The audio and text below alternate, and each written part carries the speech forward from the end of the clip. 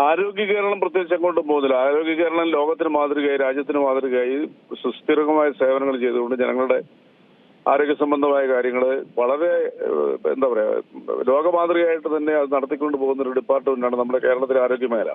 ചെറിയൊരു അപാകതകളൊക്കെ അതിനകത്ത് ഉണ്ടാവും, സ്വാഭാവികമാണ്. ലോകത്ത് ഒരു സ്ഥലത്തും ആരോഗ്യ മേഖല 100% പെർഫെക്റ്റ് ആയിട്ട് മേഖലയില്ല. കേരളത്തിനെ സംബന്ധിച്ചോളം ഏറ്റവും കൂടുതൽ പേഷ്യൻസിനെ ഗവൺമെന്റ് ഡയറക്റ്റായിട്ട് ചികിത്സയ്ക്ക് ആവശ്യമായ കാര്യങ്ങൾ നൽകുന്ന ഏക സംസ്ഥാനം കേരളത്തിൽ കേന്ദ്ര സർക്കാരിന്റെ റിപ്പോർട്ട് തന്നെയുള്ളൂ.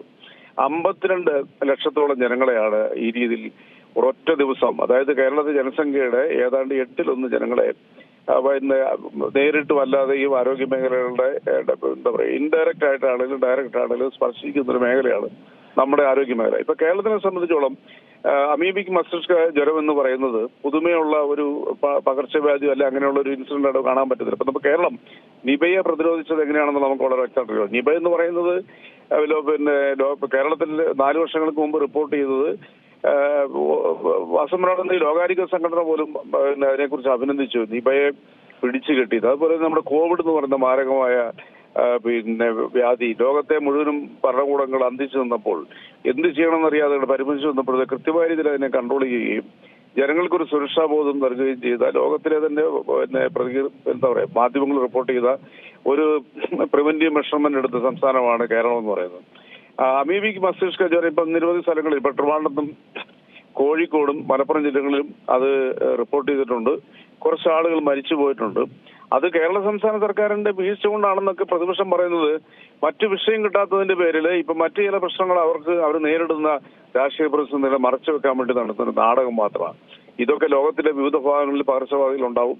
അതിനെ എങ്ങനെ കൈകാര്യം ചെയ്യുന്നതാണ് ഒരു ഗവൺമെന്റിന്റെ മികവെന്ന് പറയുന്നത്. ഇക്കാര്യത്തിൽ നമ്മുടെ സർക്കാർ എടുത്തിരിക്കുന്ന നിലപാടുകൾ നിപയാണെങ്കിലും കൊറോണയാണെങ്കിലും മറ്റെല്ലാ പകർച്ചവ്യാധികളെയും പ്രകൃതി സംബന്ധമായിട്ടുള്ള പകർച്ചവ്യാധികളെ പോലും പ്രതിരോധിക്കുന്നതിൽ കേരളം വലിയ നേട്ടങ്ങൾ കൈവരിച്ചിട്ടുണ്ട്. എപ്പോഴും എന്തെങ്കിലുമൊക്കെ വീഴ്ചകളും അപാകതകളും മെഡിക്കൽ സംബന്ധമായ മേഖലകളിൽ സ്വാഭാവികമായിട്ടും ഉണ്ടാകാറുണ്ട്.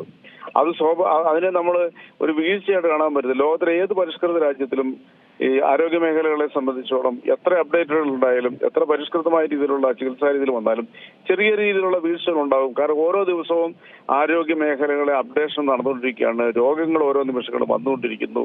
അതിനെ ഏത് രീതിയിൽ തടയുന്നു, അതിനുള്ള പ്രതിരോധങ്ങൾ എങ്ങനെ തീർക്കണു എന്നതാണ് നമ്മൾ ചിന്തിക്കുമ്പോൾ കേരളം അതിനൊരു മാതൃകയാണ്.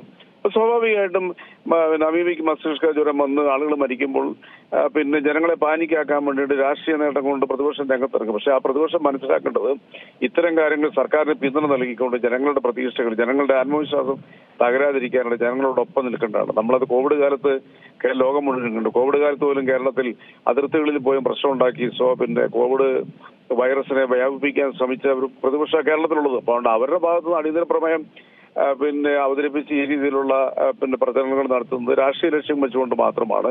ആരോഗ്യ മേഖലകളിൽ നമ്മുടെ നിയന്ത്രണത്തിന് അതീതമായിട്ടുള്ള പകർച്ചവ്യാധികൾ വരുമ്പോൾ ജനങ്ങളെ പാനിക്കാക്കാതെ ജനങ്ങളോടൊപ്പം നിന്നുകൊണ്ട് സർക്കാരിന് പിന്തുണ കൊടുത്തുകൊണ്ട് നിൽക്കേണ്ടതിന് പകരം രാഷ്ട്രീയം കാണുന്നത് രാഷ്ട്രീയപരമായിട്ടുള്ള വിവരക്കേടും വിവേചന ബുദ്ധിയില്ലായ്മയാണെന്നാണ് എനിക്ക് പറയാനുള്ളത്.